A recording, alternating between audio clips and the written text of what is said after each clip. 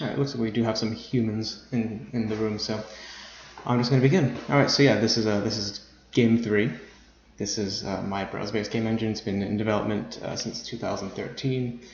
I've made a few prototypes with it.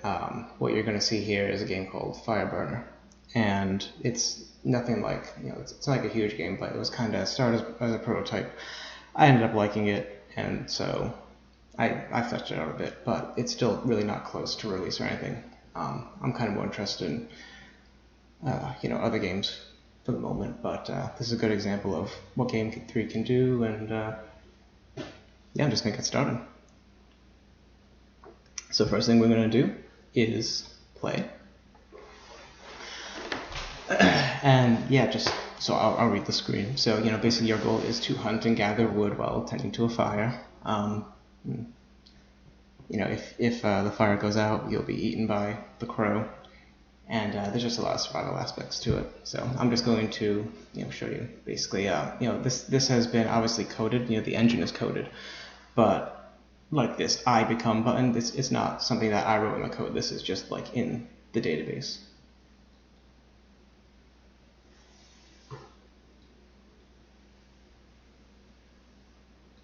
Oh, and yeah, you'll see that like the visuals are a little off. That's because we're about to start a refactoring of the UI.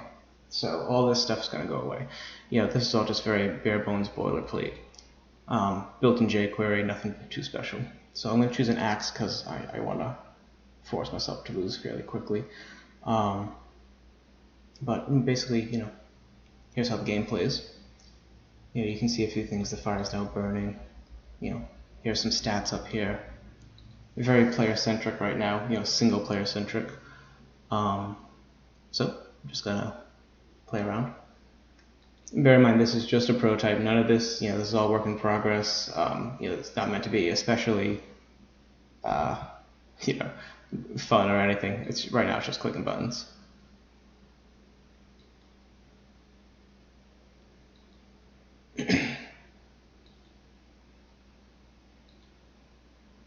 So now stoke the fire.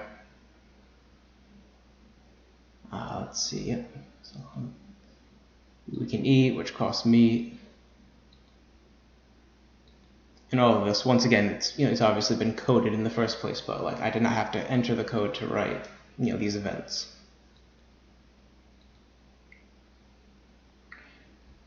So now what I'm going to do is I'm going to let the fire go out. Okay, so the pro comes for us. You see there's like a fighting challenge. There's no way I'm going to fight this thing. I'm not going to succeed. It's going to kill me.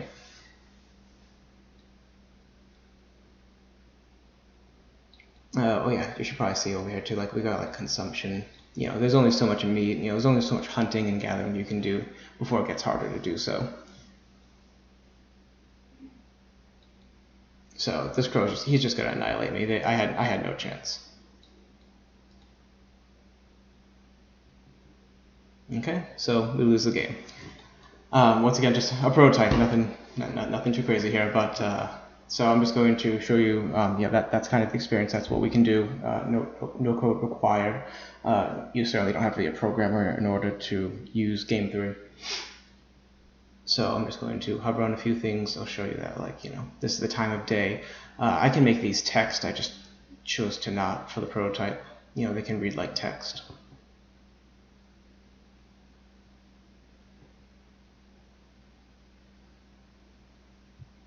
You can see hunger's on a scale of 0 to 16. You have 11. That's how hungry you are in this case, not how full you are.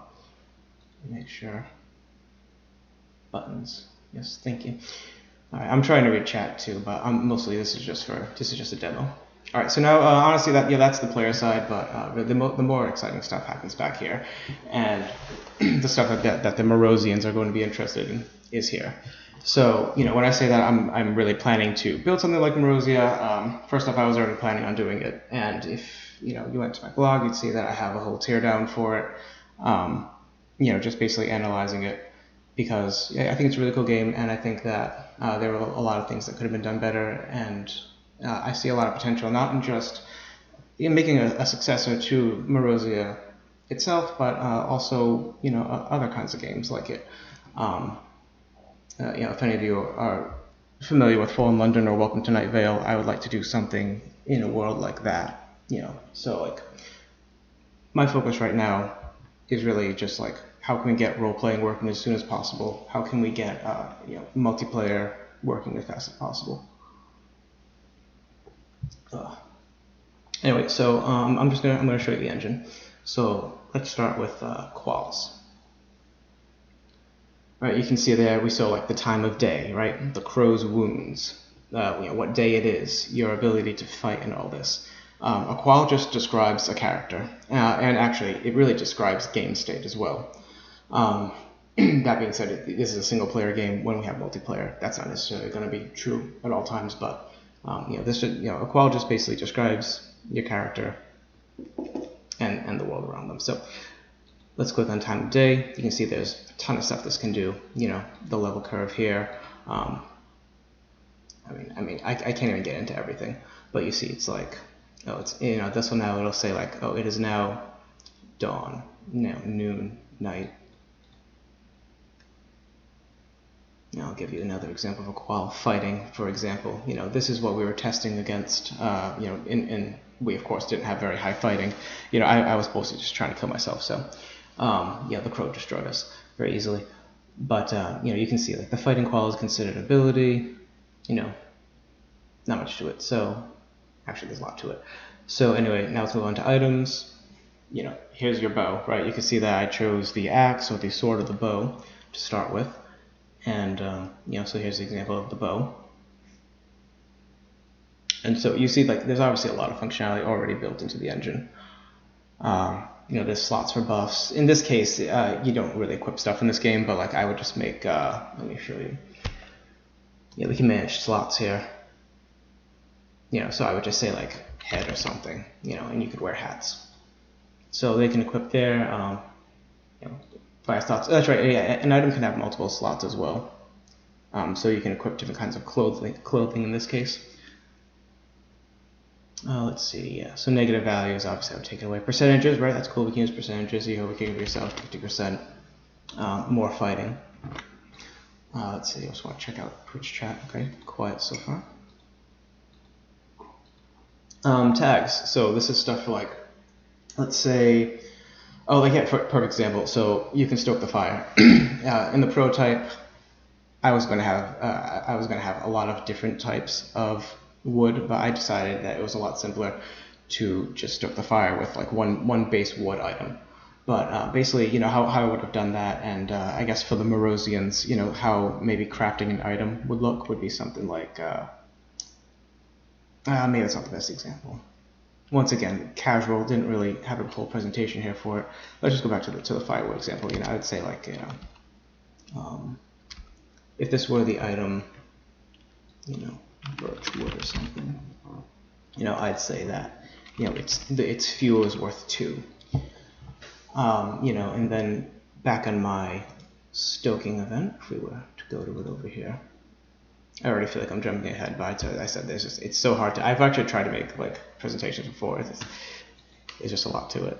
You kind of have to just get in there, but yeah, so I'd say like, you know, anything that has the tag of you know, fuel, rather than wood in this case, checking for wood, I would just check for fuel.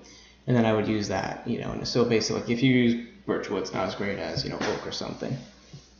So that's how tags work, and you're going to see a lot of that in the successor.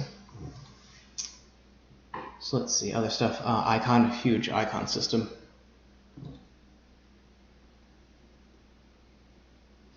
You know, I say Morosi was horrible for iconography. I mean, I've got it all here.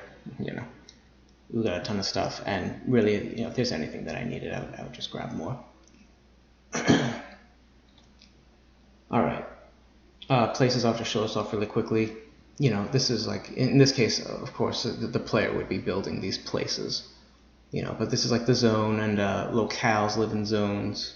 Yeah, don't worry about that, by the way. This is kind of a in progress test build here. But I actually think I messed something up. Look at that. Something's gone wrong.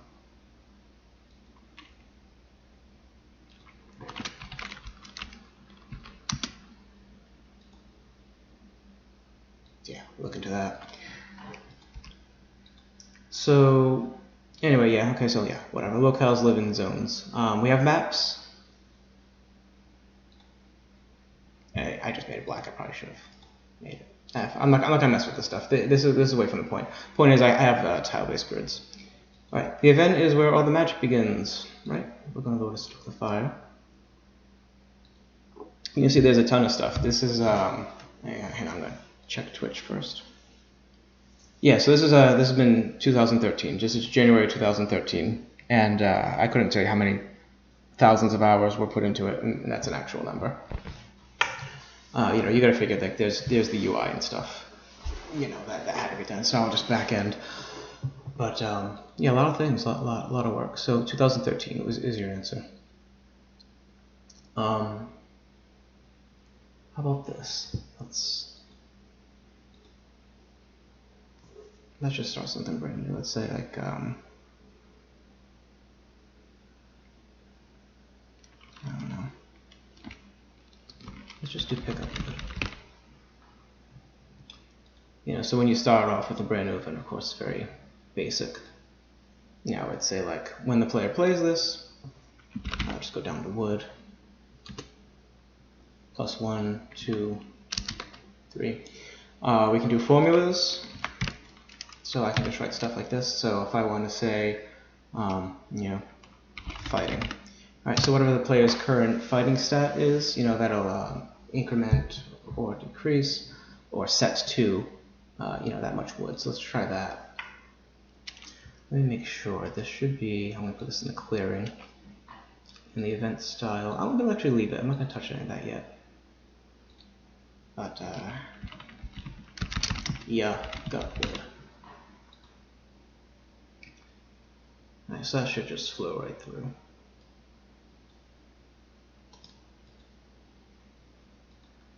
I'm going to restart and then just... Oh yeah, we have support for multiple characters. That's just built into the engine. You can see I made like convenience characters for myself if I want to test, axe or bow or sword.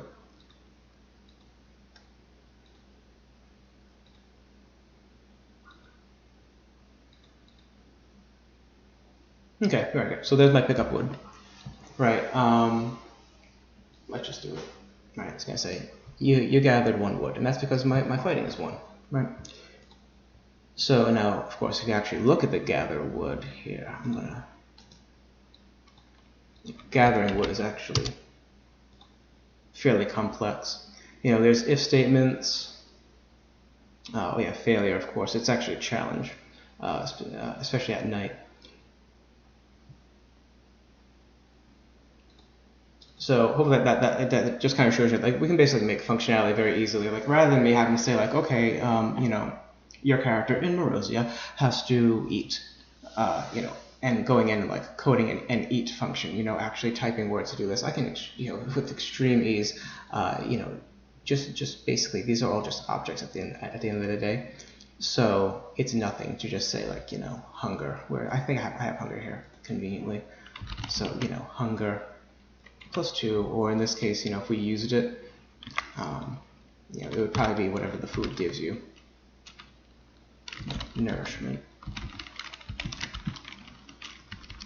Sorry, that's it. We'd do something like that. So like within 30 seconds, I could have an eat function, and so that's kind of the magic of Game 3. We can get a lot of stuff done. Let's. I'm just gonna make sure check on Twitch chat. Yep, Bloated Pelican. So it is, yeah, it's definitely single player. You're exactly right. That's what this engine started out as. But for one, we do have social interaction right now. We can like trade items between players and all that.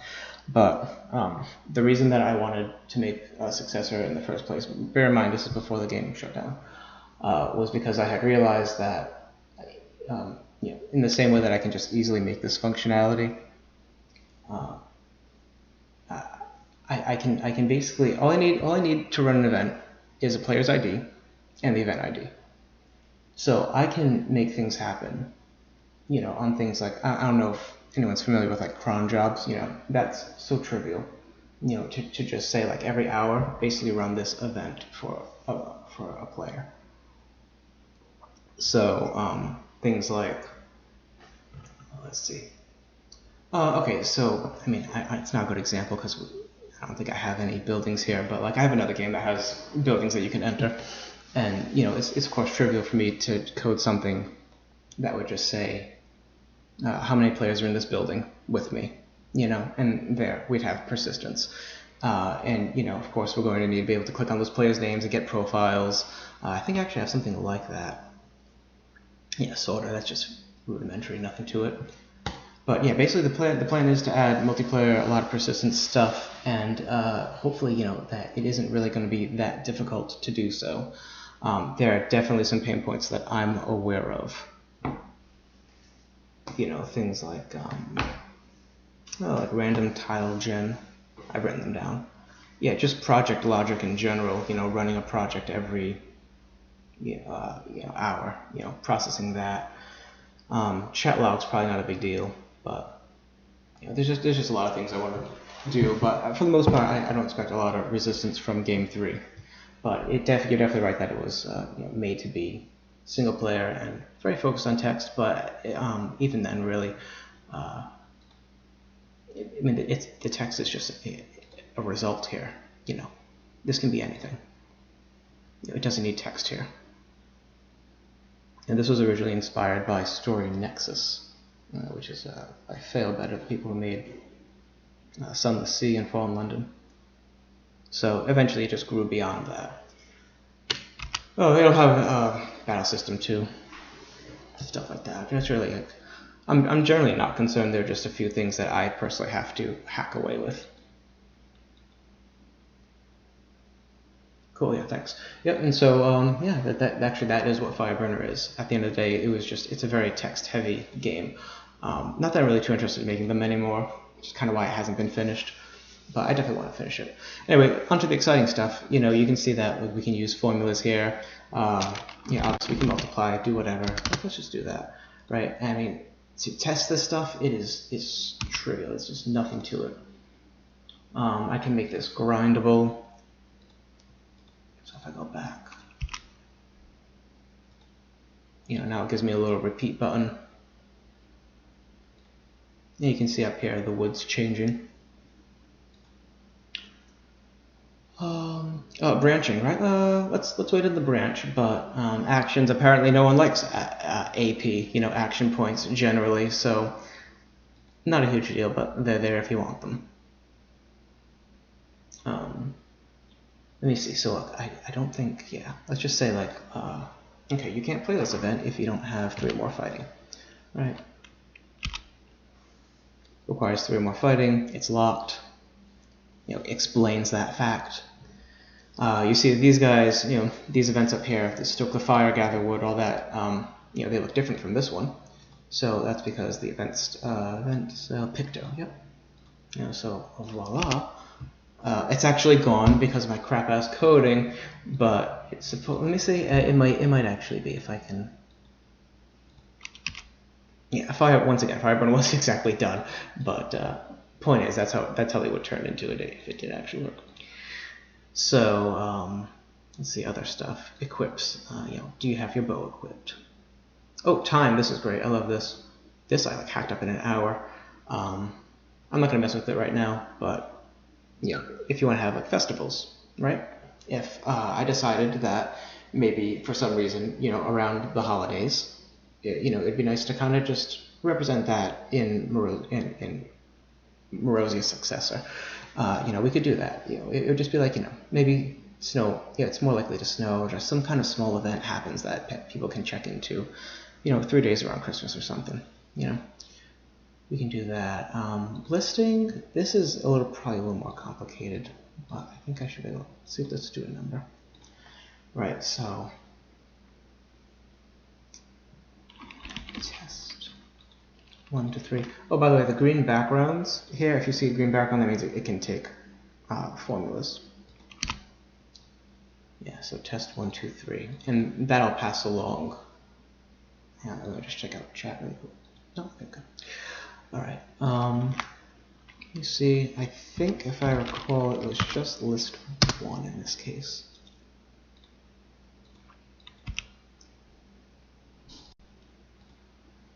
Yeah, great. So that's kind of, I mean, it's not it, but I mean, I'm not going to keep people here forever, nor am I going to stay here. You know, basically, I just want to give people some confidence that when I say that, you know, I have tech and I'm going to, you know, I'm going to build features that are intended to make games like Morosia. You know, I certainly mean it. I spend obviously a lot of time developing. Just in general, you know, I love programming, I love games. So, you know, the engine has seen a lot of love, and yeah, I've in my spare time, from away from the engine, I've made other games too. Quick plug if anyone's interested, you can just go here, theorbium.com. There's only one game right now, but this is where all my games are hosted. So if you go there, you'll be able to play Bean Grower. No email required, folks. So low risk. Is there anything else I think that's... Oh, yeah, let's make a branch. Wood. How about this? Get more wood.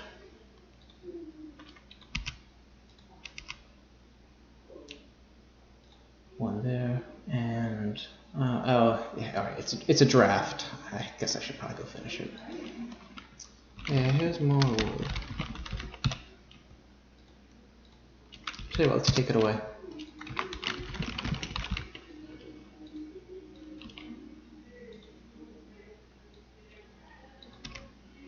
So right there. That probably not too applicable, to any successors, but once again, there if we need it. Oh, and another thing too, that like this at the end of the day, this is basically code. Like these events are kind of just code. They act like code. They increase objects. We have formulas and stuff. I mean, I can actually literally even type in PHP functions here. So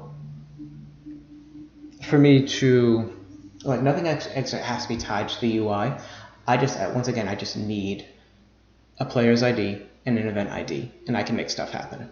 So stuff like things happening every hour, that's very trivial. I simply have an event that just I'll call it cron drop or something, and it will just run for everyone. And performance, as you can see, I mean, I'm on my local and I don't have a ton of objects, but I'm never concerned for performance. And really, if I am, I'm on a $5 DigitalOcean droplet. I can go up to 10 or 15, especially if people are supporting the game. I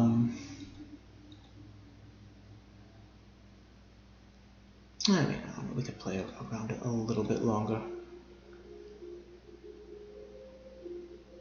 If there's anything else of interest, or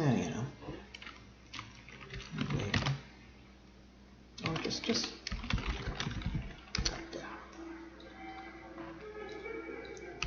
back. The label changes. As far as really cool stuff, I mean, we can schedule events to happen in the future. That's kind of a little bit not really tick friendly, but let's see. Oh, emergent event. You didn't know that. I guess I can just put the tooltip on. Some of these, to be honest with you, I haven't even made a game in a while in Game 3, so I kind of forget some of these. The back button, that was revolutionary. Oh, yep, item types, qual types.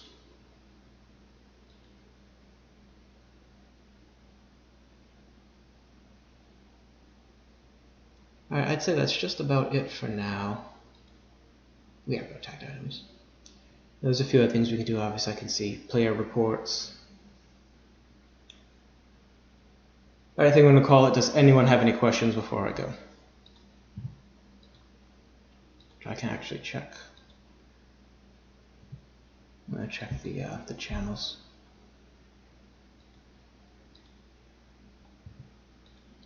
Thanks for tuning in. I think we actually had a max of 12 people at one point. Oh, I guess just basically make it clear. Like once again, I'm adding multiplayer. Every player is at the end of the day an object that can be easily manipulated. In fact, I don't think I'd even mind. I don't want to get too technical.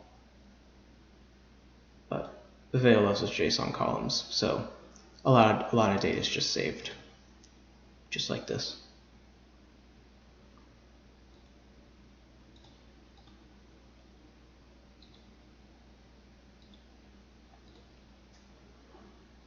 Okay, I think that's it then. Hopefully this gives you some faith. Estimated time of arrival, I don't know, but I would definitely like to have minimal viable product. January maybe. There's a lot of stuff I have to figure out. As I said, I'm going to refactor the front end, which maybe you think it was kind of slick and cool, but I mean, modern web development it's just I can do so much better, and the types of games I can make too. We definitely need a refactoring. So that's going to take precedence. But after that, it's kind of smooth sailing. We can just. I'll probably work on the chat system first. I want to basically have proof that people can roleplay. Districts, it was kind of hard to keep up with a really populous area. Like if there were like 20 people trying to roleplay, I mean, you'd come back to just mountains of text that doesn't apply to you. So I want to definitely solve that problem before anything else. And I think I'm going to call it here. I'm going to quickly check successors. I think everyone's good. No one's chatting. Looks real promising. Cool. Alrighty. Well, that's it then. Thanks for showing up.